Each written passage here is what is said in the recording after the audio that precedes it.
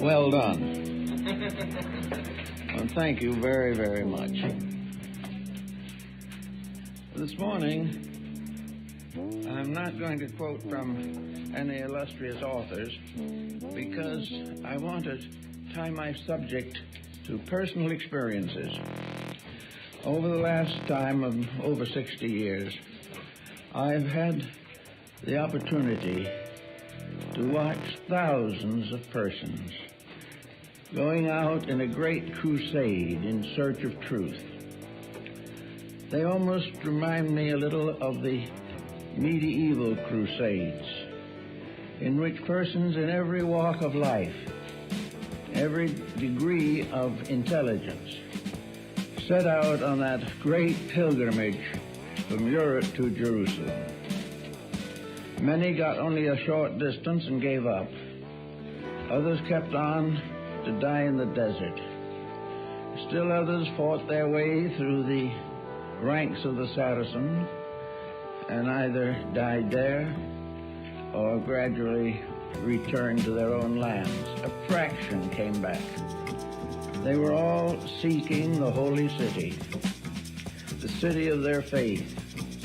And in spite of every effort for centuries, Christendom was never able to recapture that city. And in a way, this reminds me of the struggle of people today. In every religion, every faith, every cult, and every creed, human beings are searching for the personal experience of reality. They are seeking to come to understand themselves, to find a reason for their own existence, to find that balm of Gilead which has been promised to them. They have come in every color, creed, race, and type, and every degree of intelligence. And yet, with it all, so very few have reached the goal that they sought. Many reached a goal which they thought was what they sought. But after a time, it proved elusive and delusionary, and the search continued. The alchemists sought to make gold and also to reform society. The Hermetists studied the secrets of nature. The Greek mystics and philosophers studied the world with the most profound attention and with the greatest benevolence. Many of them came to extraordinary conclusions, but now in the 20th century, these conclusions are ranged against each other, and a new materialism, a new intellectualism has taken over, and a new pilgrimage has been declared, a pilgrimage into the great economic future of a world industrial. I think to understand it, we have to take a general survey of the attitudes of ancient peoples regarding the future.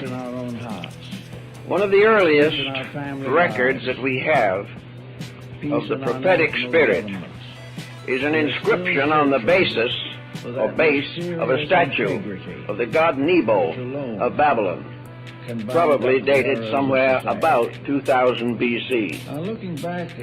And the god says, that which has been will be. I am Nebo, the Lord of the writing table.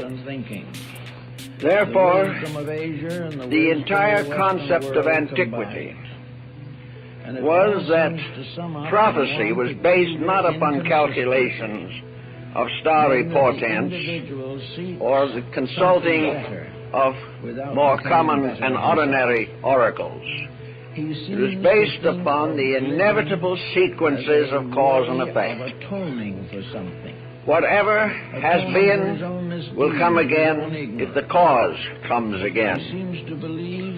And the prediction will not be dated in terms of years, but in terms of human relationships, the patterns that are set up in the various complexes of mortal society. The Great War, the last war, has occurred as a symbol in a great many different religions. It is recorded, of course, in the Bible.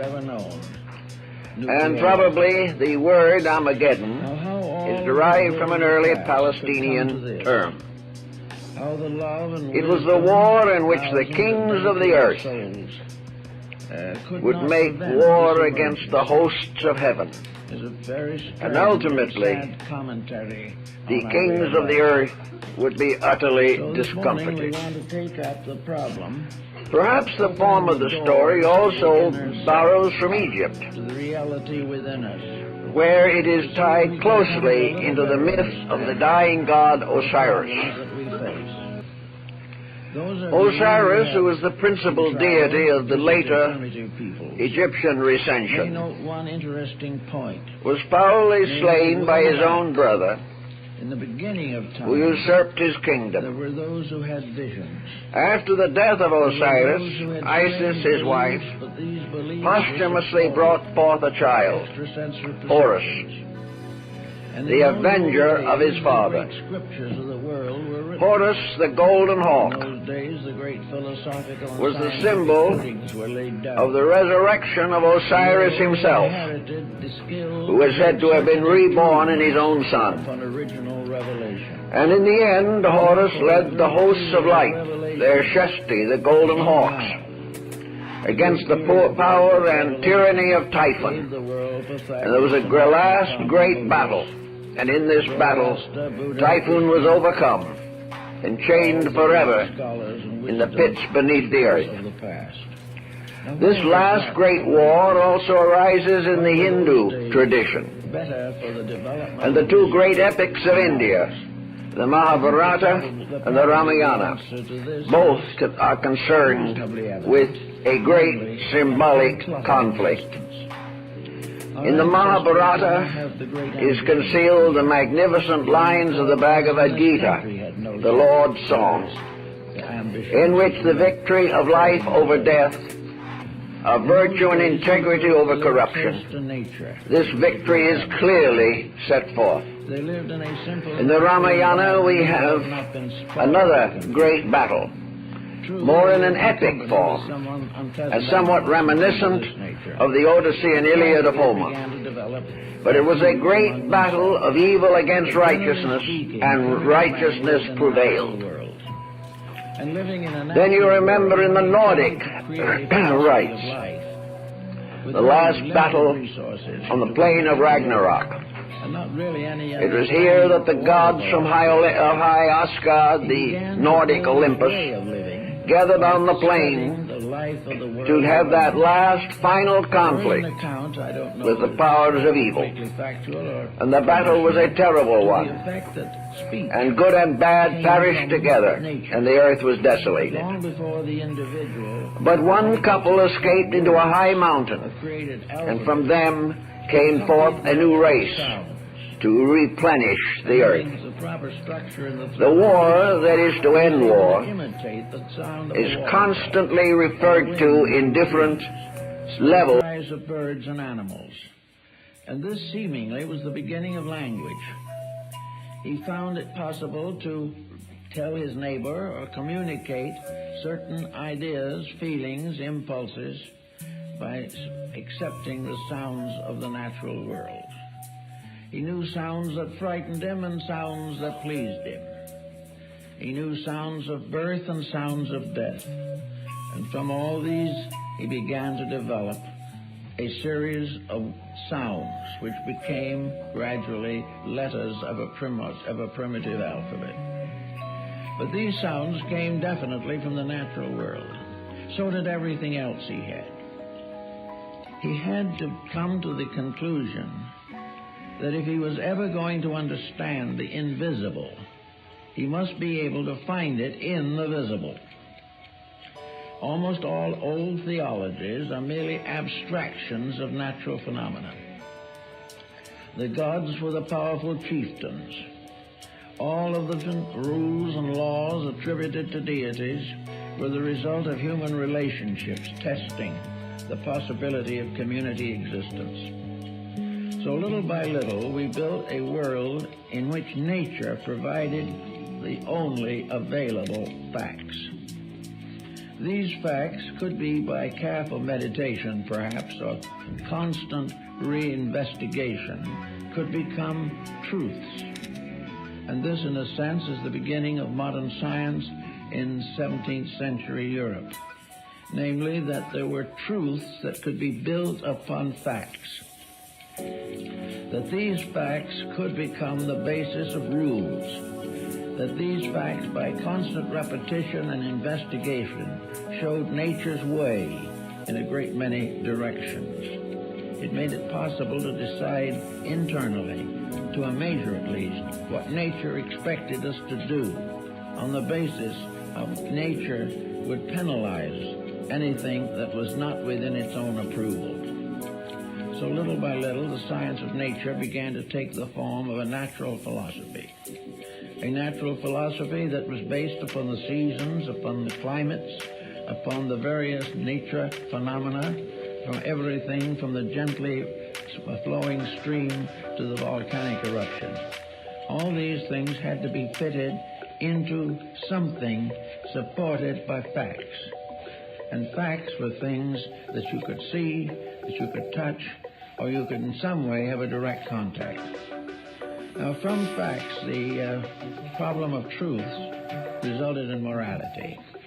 Morality was really the moral interpretation of facts. It was a fact made alive and vivid through experience. The individual taking the fact and working with it discovered finally that it had within itself a meaning, a moral value, that it produced good consequences, that it advanced causes, whereas error nearly always destroyed. So little by little, the truth factor came in. And after a long time with truth, the mind and consciousness began to ascend to a higher level, and this was reality. Reality is, in a sense, the higher octave of truth. It is something that is gradually built into our understanding as a complicated network of truths, working together, and through their interaction producing what we call reality. Reality is the final proof of the truth of a fact. And on this basis, we have built most of the learning that we know today. Now, it also follows that from the beginning of time, individuals in a mysterious way began to question themselves. The caveman probably was among the first to ask why he was created in the first place. The answer has not yet been found. Most people have the slightest idea where they're here. They have no idea where they came from, except biologically, and nowhere near anymore for where they're going, except in terms of the mortuary. All of the rest is a noble internal reaction to something. The individual was not willing to accept the fact alone. He had to build it into a moral value which became his truth, and he finally had to accept it and live it and grow because of it, and that way contact reality. So we're going to now question how the people of today or of long ago continued their search for reality. And what did they use to open the doors between the visible and the invisible? How did they expect to attain a concrete, visual, audible reality? Well, in the earliest days that we know of, there were in all tribes and nations certain mystics. And these mystics were persons who were given to strange dreams, visions, curious experiences, which did not limit their consciousness entirely to the common world. Somewhere along the line, dreams became a part of man's structure of searching. A dream had certain technical advantages. It could be described, it could also be experienced, and it could be, in a sense, fitted into the social pattern. A dream might, therefore, pertain to a world or vision or place beyond this life. A vision could be an experience of that which is beyond conscious contemplation. Now, of course, for a long time, dreams were considered as symbolic of mystical values. Dreams were the basis of healing in ancient Greece. Dreams were the basis of social growth among the American Indians. Dreams were always something a little beyond, a little intangible, but sufficiently substantial to be recalled, to be remembered, and to be shared with other people. Now, dreams also gave another proportion to consciousness. Dreams often were centered in some other place than the one that we are familiarly acquainted with. While we lived in our comparative modest dwellings, we had dreams of temples and palaces and shrines and great mountains, hierarchies of celestial beings, and all the mysterious mechanism of Dante's Divine Comedy. All of these things could be experienced, and we might add, to be practical, they were perhaps best experienced after reading Dante's Divine Comedy, because that type of reading placed certain attitudes or ideas in the subconscious of the human being. And gradually, as intellectualism increased and improved, the individual not only began to downgrade his dreams, but also to change them to meet the changing social conditions of his times. But dreams were a sleep phenomenon that has played a part in man's evolution from the very earliest time. Now, there have always been natural mystics. These natural mystics were not necessarily psychics. They had experiences, but these experiences were inward revelations. The true mystic was not telling his neighbor what was going to happen to him. The true mystic was exploring a realm or a vista far greater than the material world in which he lived. Perhaps among the great mystics we should mention Johann Tauler, Jacob Boehme, and Emanuel Swedenborg. These persons came from different areas of life, different levels of culture, but also had similar experiences. Swedenborg was a scientist of high standing, and Boehme was a shoemaker, and Tauler was a monk. These different people all had mystical experiences, and these experiences resulted largely from a great longing or a great yearning, or, as in the case of several of them, a great tragedy in their personal lives. There came a time, and there's always a time, when an individual who becomes sorry for himself, perhaps quite legitimately, not simply an emotional state of affairs, but a frustration of the real values of living. The individuals of this type may retire into themselves and live in a world of constructive and idealistic fantasies. But are they fantasies? This is also a question that has never been satisfactorily solved to meet everyone's requirements. But we also know that the mind has become a powerful factor in the effort to make the invisible real to us. And the mind has developed all kinds of experimental processes. The mind has borrowed heavily from outside sources for the information intended to reform the inner life of the person to whom that mind belonged. So the mind almost always builds an invisible upon the visible through a certain intellectual, mental approach. And today we have all kinds of such approaches. They are found in practically every religious system of the world, and they are opposed by every agnostic system. They have become the basis of moral philosophy and have also resulted, unfortunately, in the rise of a great many competitive institutions.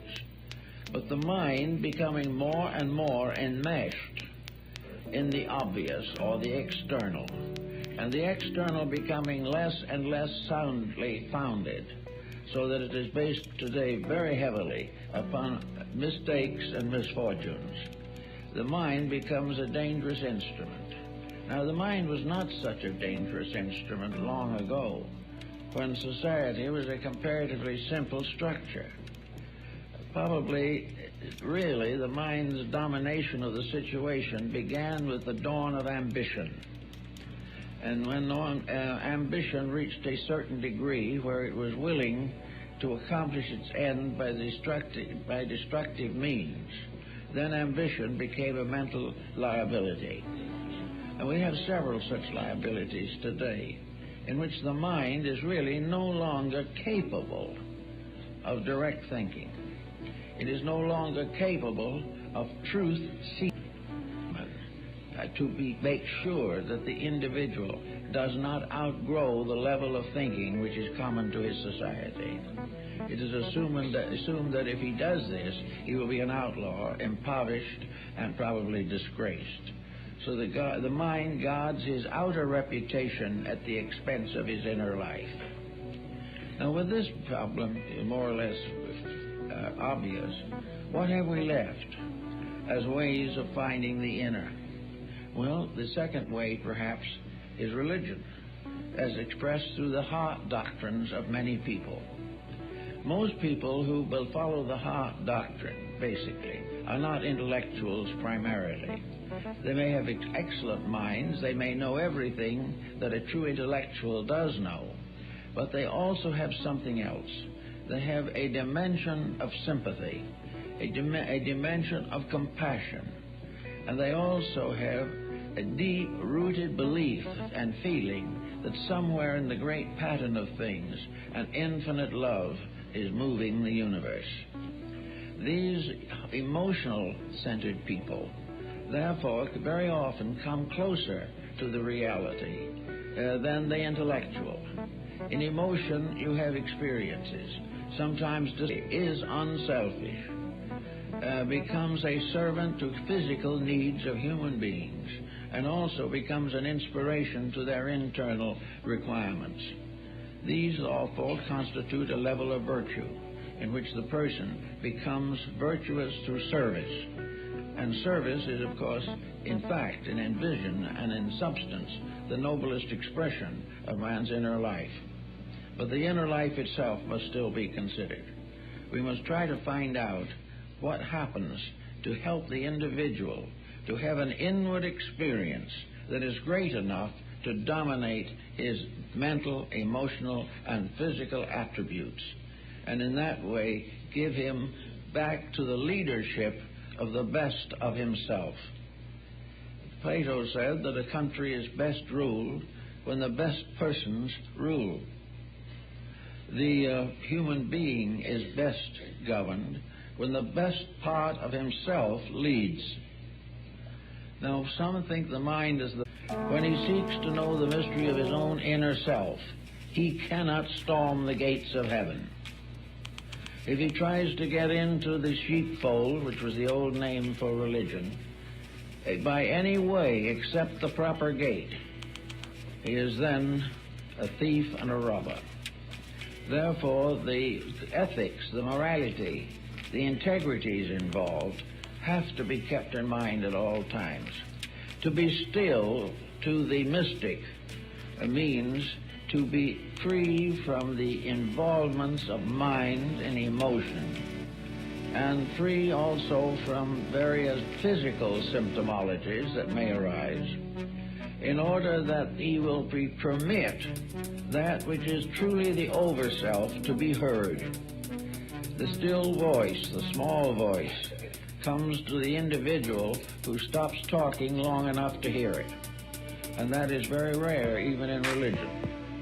The problem always is that we are trying desperately to decide for ourselves on mental, emotional, and physical levels those problems and decisions which can come only from something superior to what we now use.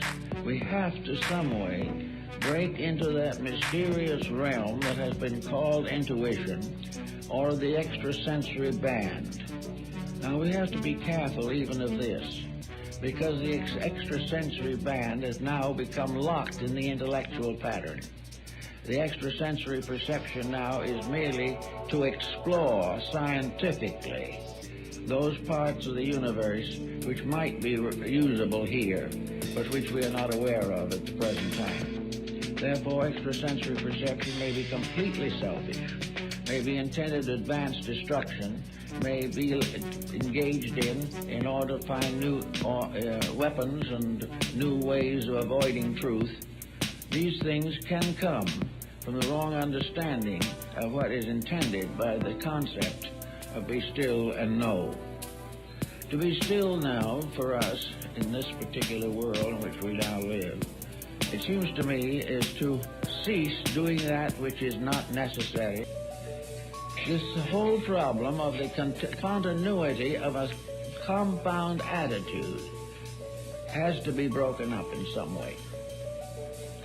The person has to be able to be quiet without unhappy thoughts coming. He must be able to be relaxed and think without thinking destructively, critically, or in some way detrimental to all concerned. And if his thinking is so bad he can't stand it, he has got to learn to get over the instinct to take a drink or something and forget himself.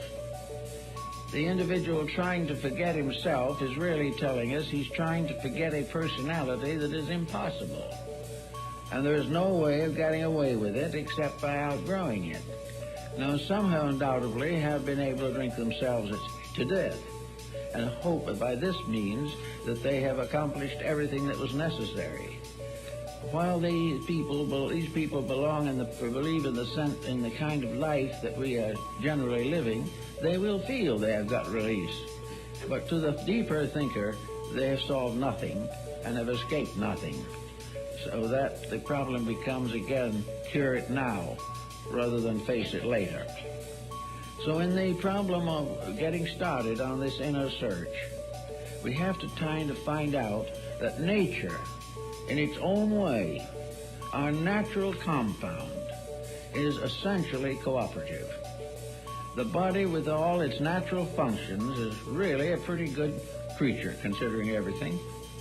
It has laws and rules which, if we keep them, it will keep us as long as possible.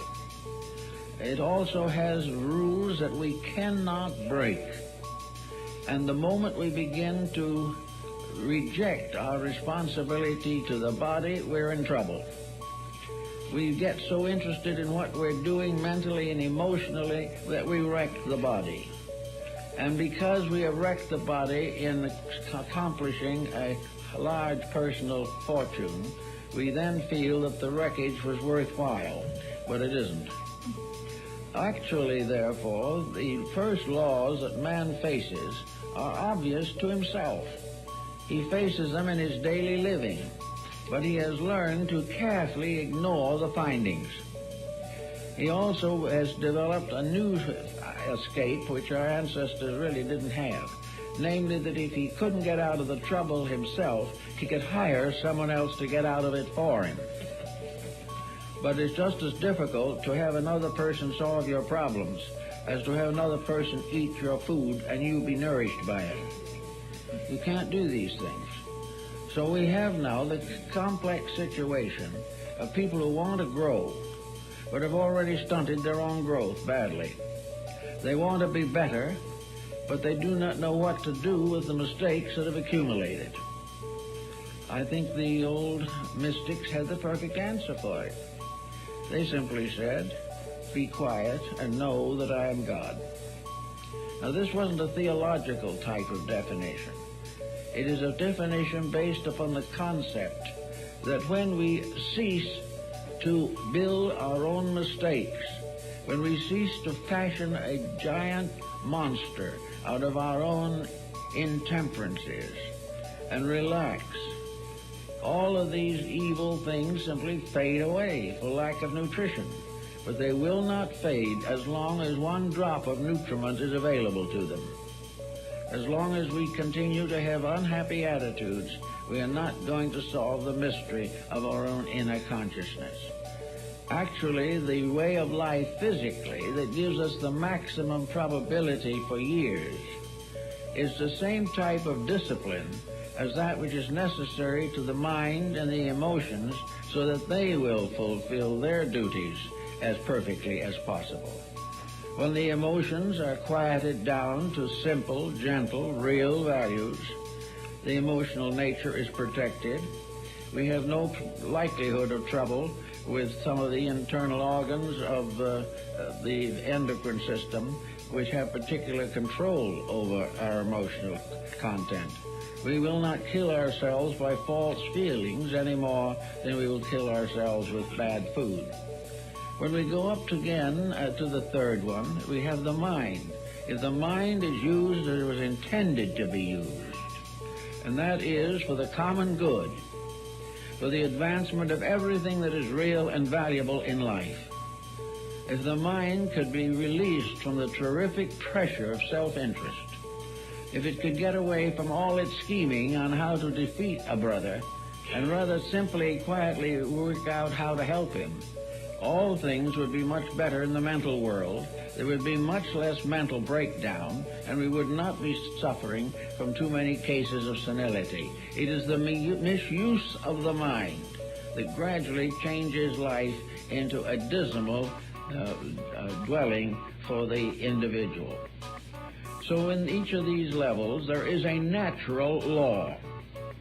Each of these creatures has its rights and privileges. Each level of ourselves has its inalienable needs and corrections.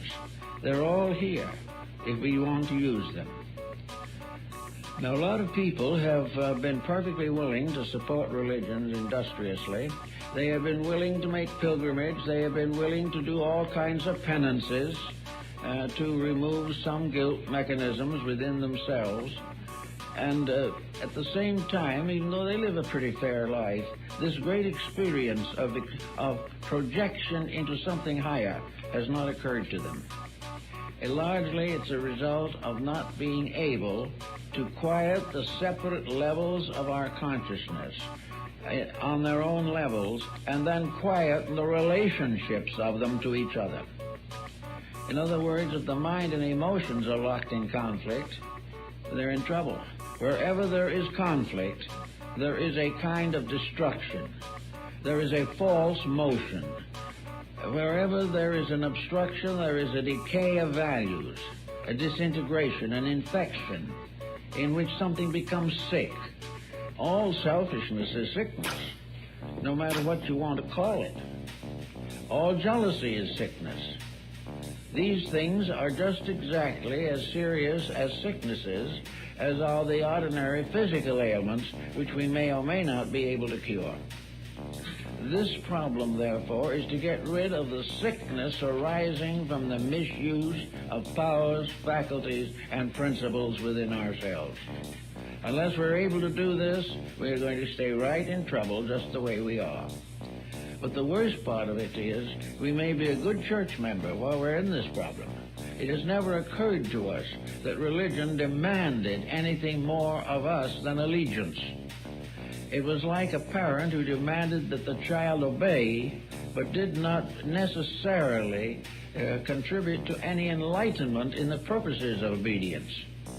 The religious association, which washes away sins with baptismal water, has not gotten to the point where it realizes, or that people realize, that they have got to wash their own sins away all too often with their own tears. So there is time to get at some of these values directly. If the person wants to be born again in the theological sense of the word, it isn't that he simply accepts a religion. To be born again means to not make the same mistakes again. It means to clear the slate. A new birth means to start out with a fresh, clean, honest mind, without carrying anything from the past that was destructive or against the Ten Commandments or against the Sermon on the Mount. Everything that is detrimental must be left aside. It must not be carried forward. Yet the individual may be born again and still be in some business which is highly competitive, or in a family relationship in which tyranny dominates, or children are neglected, or the older members of the family are ignored. All of these things are not assumed to interfere with being born again. But to be born again with them is to be just the same as you were before. Instead of a new birth, it's just a new name for the same old things that you always problemed. Now, out of this, there's something more, though, than just keeping the moralities straight. It is part of this business of being quiet. Every agitation, every intensity of negative attitude is dangerous to the inner life of the person. Therefore, we say that when we want the individual to be still and know,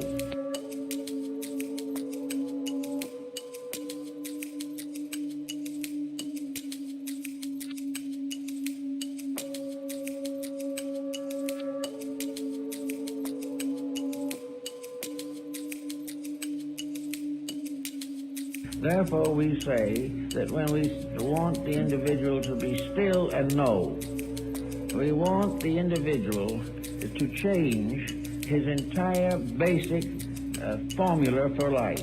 It doesn't mean he can't speak. It doesn't mean he can't have ideas. But he has to have only things that work together for good.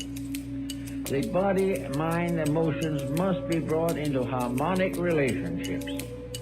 There must be no discords in the compound of the person. It doesn't mean he necessarily is awfully well advanced. He isn't perfect. He isn't above making an occasional mistake. But when he makes a mistake, he knows it and he's sorry. And when he's not too wise, he may be much deeper in the mysteries of his own inner life.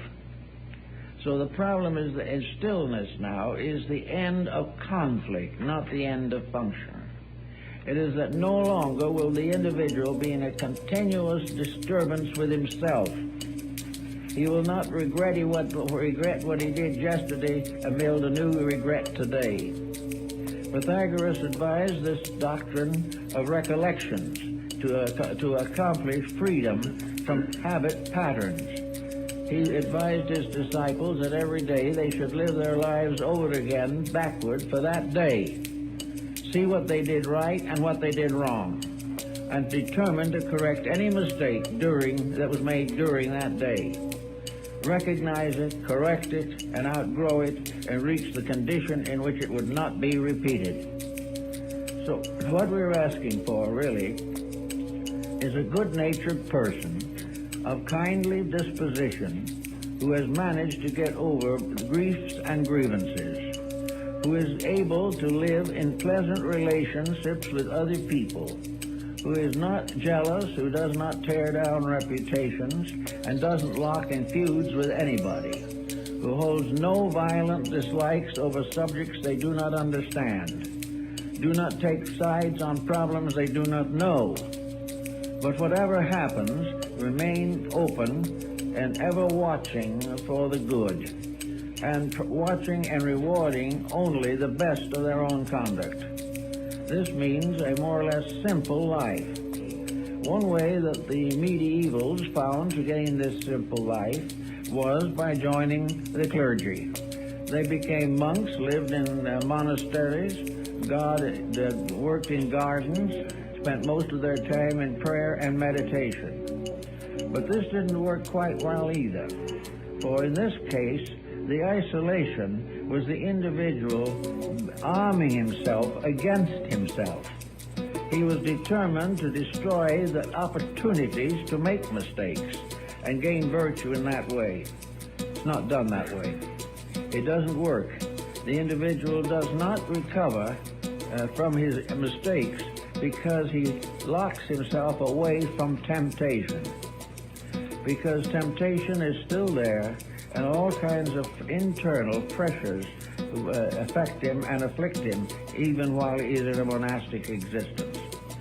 The answer to the whole thing was, stay in the world, but be able to live your own inner life without worry and fear, and if other people wish to ridicule it, let them.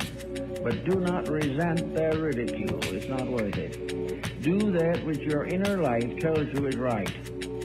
And in order to do that, you have to get a message. Now, messages coming from the inner life are often mistaken. Very often what we consider to be a vision is merely a way of supporting our own personal attitudes.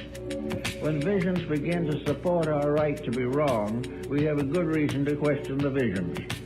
Visions can be nothing but nightmares. They can be nothing but psychological expressions of our own defects. They can reveal to a clinical trained psychiatrist or psychologist just what is wrong with our dispositions and why we're in trouble. This type of vision or dream is of no basic value except as a warning. And the individual does not need to have an elaborate analysis of this. For if he has pressures, he will have dreams. And most of the dreams will be related to his pressures, either justifying them or trying to help him to fulfill the things that have created the pressures. So we don't go on that level. But if there are no pressures, if there are no intensities, if the individual is living a very quiet, reasonable, and natural life, perhaps he'll be a little like Jacob Boehme, the great German mystic. He was raised and educated as a shoemaker. He was an apprentice shoemaker. Finally, we got his papers and became a master shoemaker and lived in the little town of Görlitz all his life. He was married and had children. He attended the Lutheran Church, and he was a very simple person with only the education